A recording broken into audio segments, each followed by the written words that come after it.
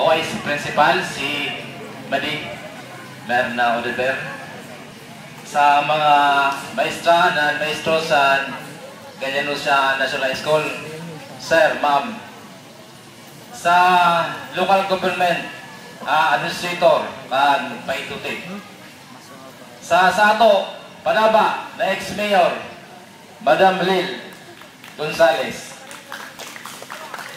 Sa grupo sa Philippine National Police na nagsuporta sa Sato Brigada Eskwela.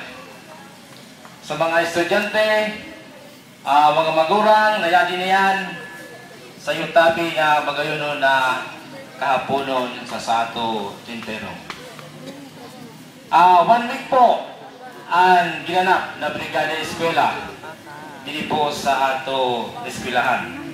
Na kundi hindi man po ako nagtapos in high school. Sa mga batch na dalanon man sa batch 84.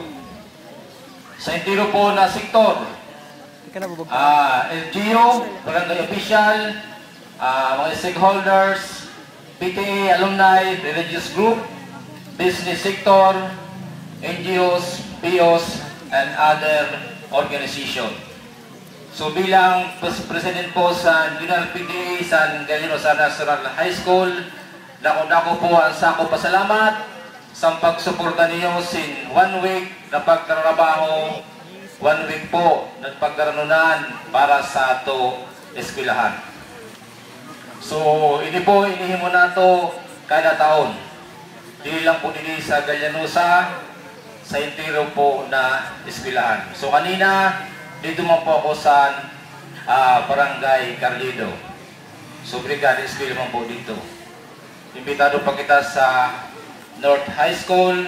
So di na po kinaya.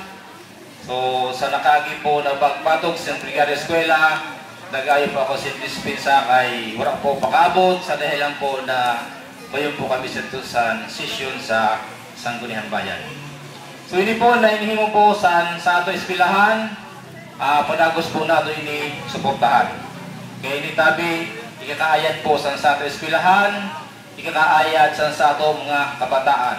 Dili lang po ini nayadi na yan, yato pa po na mga maabot pa.